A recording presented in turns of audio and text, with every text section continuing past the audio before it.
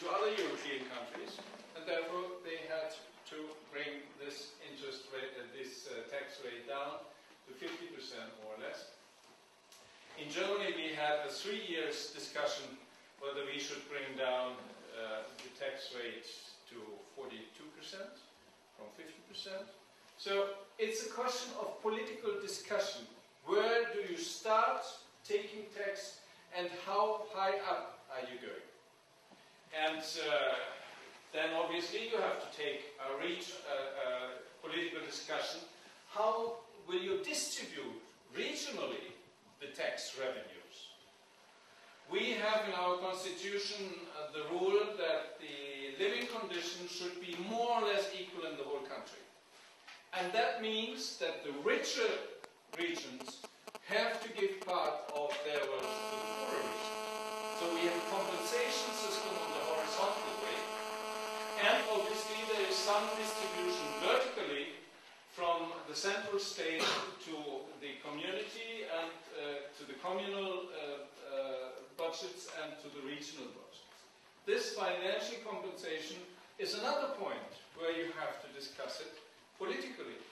It's obviously quite easy to understand that the richer areas say, well, why are the other regions poorer? Are they not making the same efforts as we do? And why should we subsidize them for a long time? But, you know, resources in some parts of the country are better than in the others, so you have to balance that, as well as you have to balance the general budget.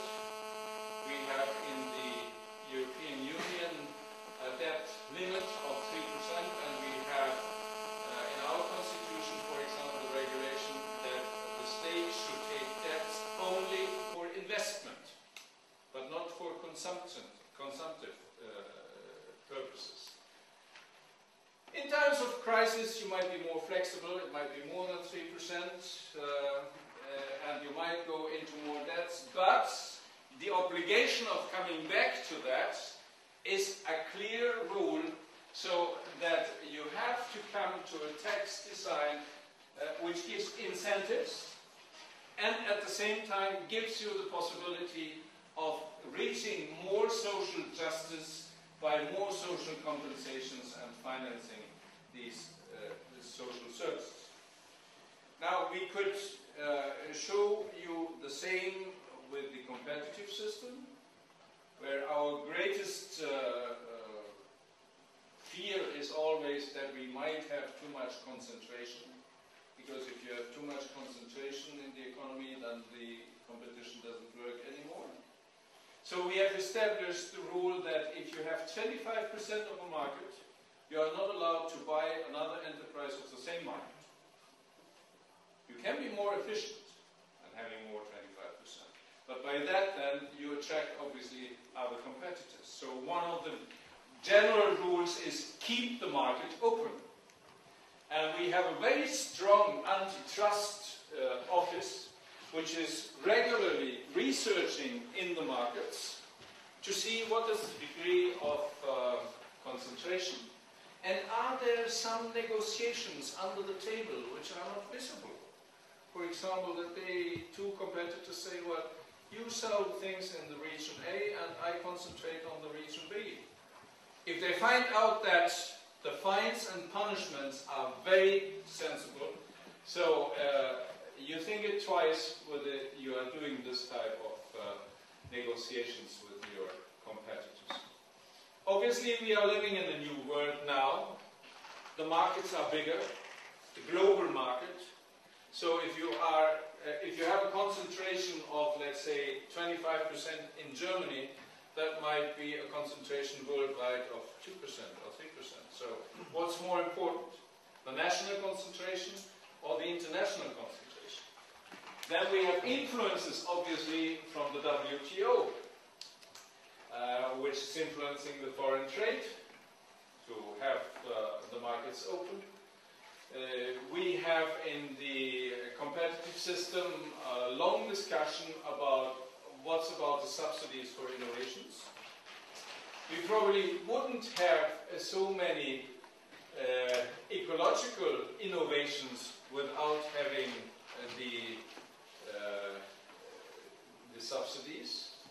you have some subsidies for the small and medium-sized enterprises.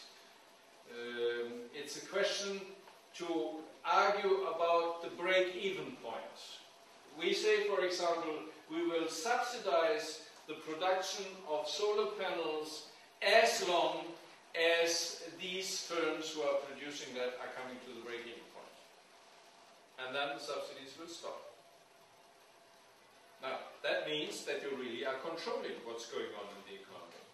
You can't rely on that the firm A tells you, oh no, we are still quite under our break-even point, so you really have to control that. And this is normally done by self-control via the Chambers of Commerce and Industry. So the state delegates part of this control to autonomous institutions and then controls just the controllers. If he would control the whole thing, he never would have time to everything constructed. So it's necessary to see as well what can we do by the state and where can we rely that the different institutions are doing it the best for the wealth and for the social justice. The social justice is a point which we discuss eternally. What is the best way of social protection? We have a health system which is financed by the contributions of the people and, if necessary, by the subsidy of the state. We have a pension system which is financed by the contributions of everybody and, if necessary, by the state. We have an unemployment security system, etc., etc., etc. All with contributions of the different citizens, and if the funds are not sufficient, then the state comes and do the subsidy. So this is a question of solidarity and subsidiarity, but the main point in social policy and the social market economy is that you have a preventive social policy. Preventive social policy means that you try to avoid that somebody comes into a weak social position.